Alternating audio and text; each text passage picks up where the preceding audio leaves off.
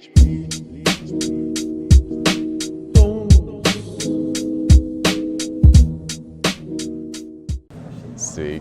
esam RHS Tuning parodoj Litexpo ir čia pats gražiausias eksponatas šitoje parodoje. O šiaip tai pilna labai daug įdomių automobilių, visko labai daug. Parodysim įvairios vaizdo medžiagos iš to, ką galėjote čia pamatyti ir kas patiko, įvairių detalių smulkių, tokių kaip pavyzdžiui čia yra kaimyninis automobilis draugų, kuris yra žiauriai ypatingas ir labai retas. Tai tokių automobilių čia galėjot matyti žiauriai daug tiesiog. Tiesiog nerealus daiktas čia. Kas įdomu, tai duris atsidaro labai nedaug, neplačiai. Nes tokie kuklus. Jo. Patys užėjimo, kaip čia mėsi. Jo, ir čia yra labai gražu ir labai minkšta. Ir mygtukų valdymo visko yra labai daug.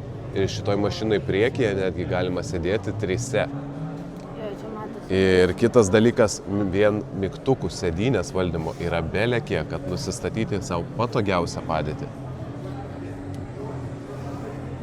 Žodžiu, nerealus biuikas, jisai dar ir turi 5.7 V8 small bloką, tai jis dar ir važiuoja ir skamba nerealiai ir atrodo nuostabiai. Kas ten žiūri? Koks gražus automobilis. Ten toliau stovi, Jo. Tokia kaimynė. Jo, čia Adomo automobilis, irgi mūsų vieno iš draugų. Labai gražus automobilis ir... Ir čia kitas kaimynas. Kodėl tu tik BMW rodai? Aš ką tik rodžiau patį gražiausią automobilį renginio, o tu dabar pradedi BMW filmuoti. Tu kalbėjai apie patį Kas čia vyksta gražiausią. dabar? O aš? Tai mūsų skoniai labai skiriasi. Vėl nepatenkintas. Taip. Učiu.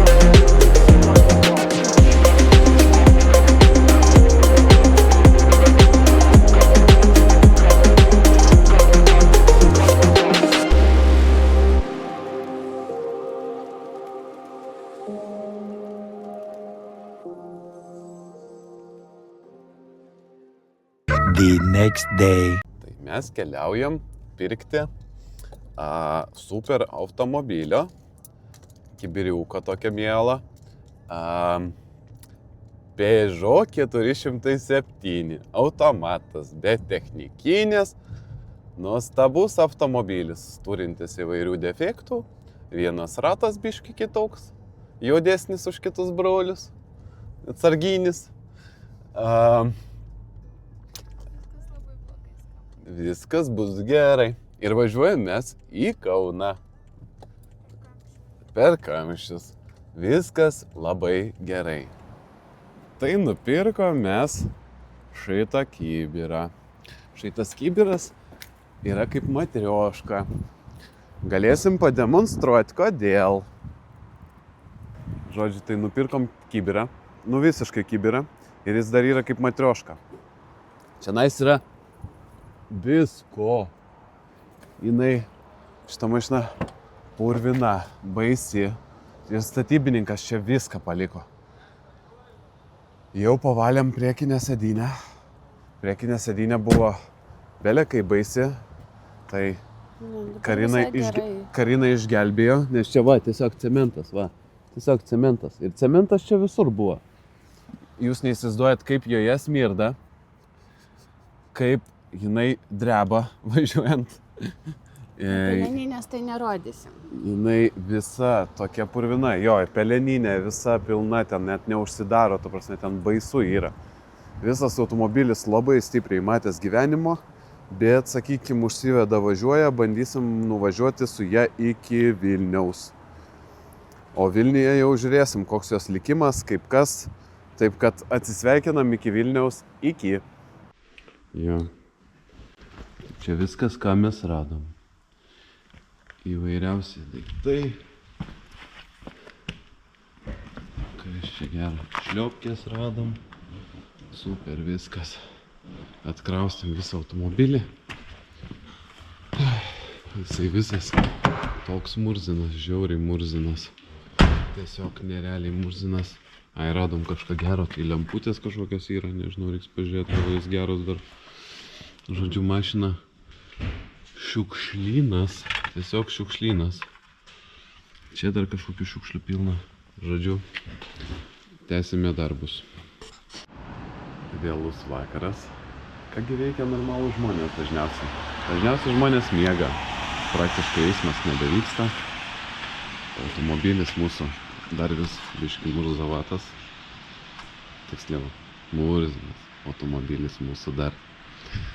Bet priekį jau daug geriau atrodo viskas. Nebe taip baisu, nebe taip nešvaru, kaip buvo prieš tai. The next day. Žodžiu, laukia prastas oras. Įlipom į savo katastrofinį Peugeot. Peugeot buvęs po katastrofos, dabar jau čia žinokit švarus skaitos. Čia viskas pavalyta, prieš tai jisai buvo labai baisus. Jo praeitas savininkas buvo statybininkas. Čia buvo visko pilna prikrauta. Tai turi už tai panoramą, užuolaidėlės, pilna komplektacija, elektrinės sėdynės. Šiaip, jeigu būtų tvarkingas Peugeotas, sakyčiau, žiauriai geras daiktas. Dar sėdynė klibo. Galiu suptis. Kietai. Užsikūrė visa dreba, bet savo eiga parvažiavo. Tai dėl šito pliusas šokom į ją. Greit ją sufotkinsim toj. Idealiai užsikūrė, aišku, visa dreba. Čia kai jokia nedega, viena lemputė perdegus. Viskas čia dreba, net neįsivaizduojat. Bet puikus automobilis pardavimai bus. Manau, kad išvažiuos greitai. The next day. Atvažiavom pirmą kartą į Madžiūnus. Pilna čianais Bayer Šernmatorin. Madžiūnų kaimą. Bayer Šernmatorin verkia pilna, girdžiu. Mane gulbelės girdžiu kviečia. Tai eisim tų gulbelių pažiūrėti. Eime. Eime.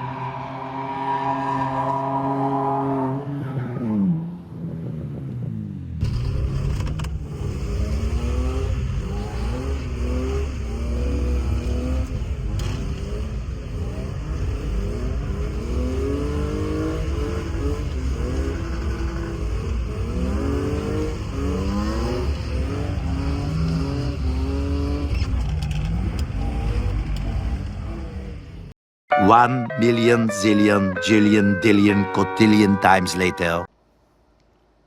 Čia mūsų nupirktas Subaru Impreza. Labai fainas daiktas. 2 litrai benzas su dujom, mechaninė, užsiveda važiuoja, turi rūdžių, galim parodyti defektus. Tai defektai tokie, Jūs kad mane pakvieskit, kad priekit. ateikit. Bumperiai trūksta biški grotelės netikros. Tada turim visokių parūdymų įvairiose vietose. Čia turim visokių. Kas daugiau? Reiktų pasakyti, kelintų metų mašina, bet tai man atrodo, gerai, 26, nes aš neatsimenu iš tikrųjų. Tada čia turim Oi, man toliau rodyti. kažkokius gražius blynus padarytus. Biški jau reikalauja rankyčių. Bet nieko, turim už tai kokie pliusai. Turim 2 komplektus ratų. Ratai. Ten viduj daug daiktų, nefilmuok. Bagažinė atsidaro kaip pas visus japonus.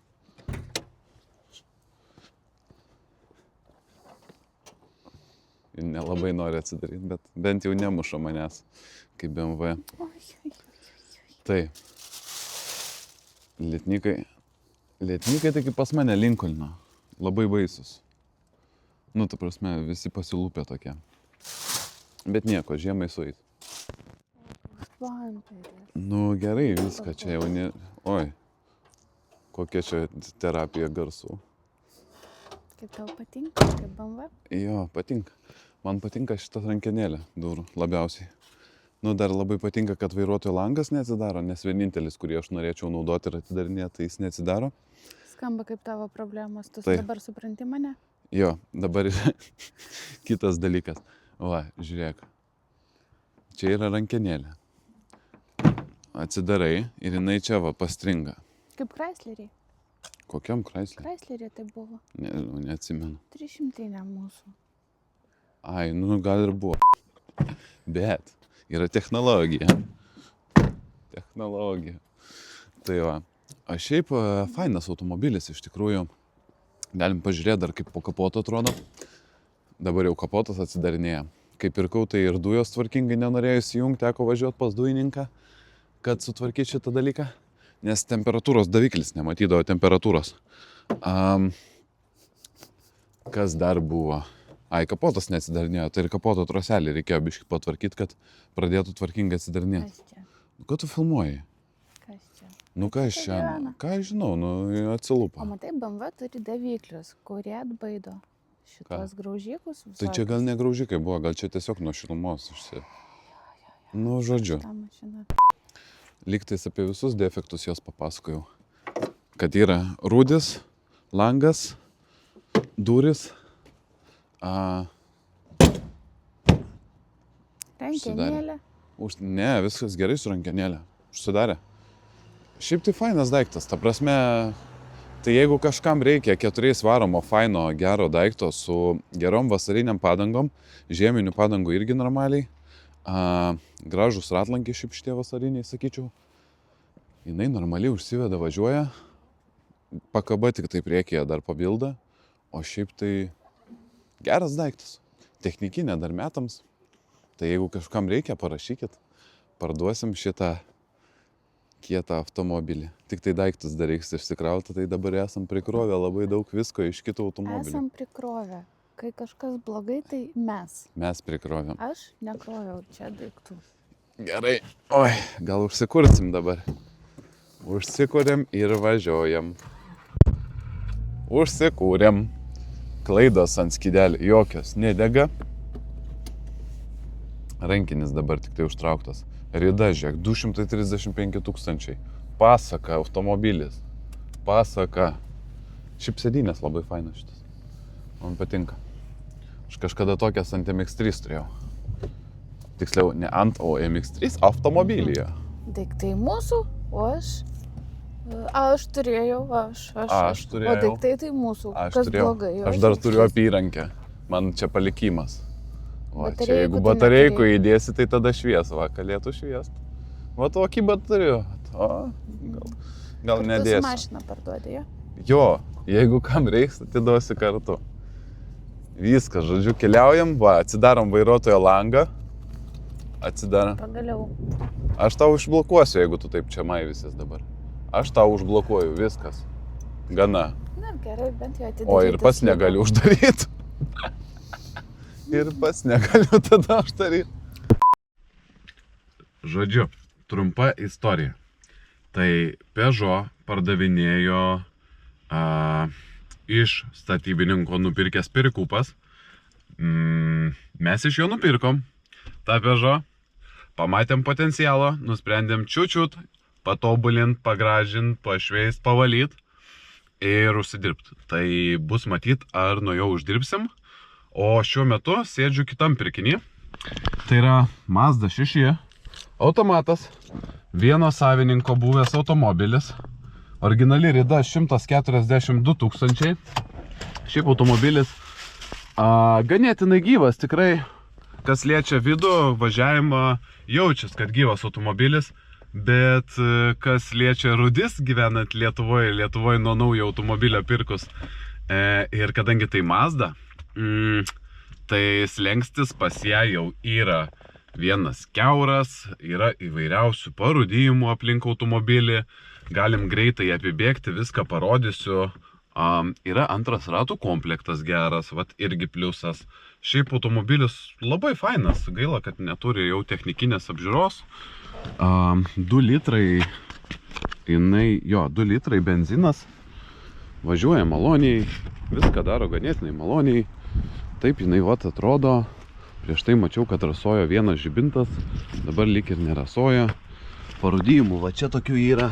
Čia va galima kišt ranką, labai norint gražiai užlenkus. Galinės arkos žinoma parūdijusios yra. Bet pats iš savęs automobilis dar, sakykime, kas liečia važiavimą, tai tikrai gyvas. Bagažinė atsidara, bagažinė turi rūdžių. Nelabai gražios jos.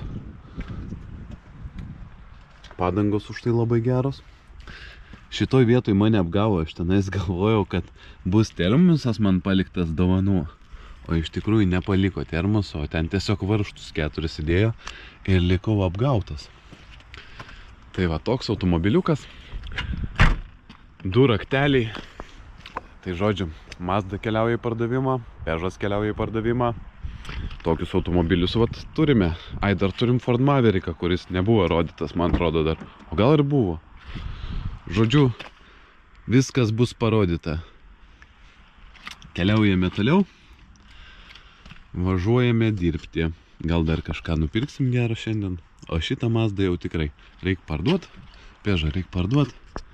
Neapkraut aplink gyvenančių žmonių šitais automobiliais. Labą vakarą. Ką tik supildžiau Peugeot mūsų pastatybininkų pardavimą. Einu paimti žmogaus parašą, atiduodu vieną sutartį, paduoda pinigėlius ir Peugeot yra parduotas.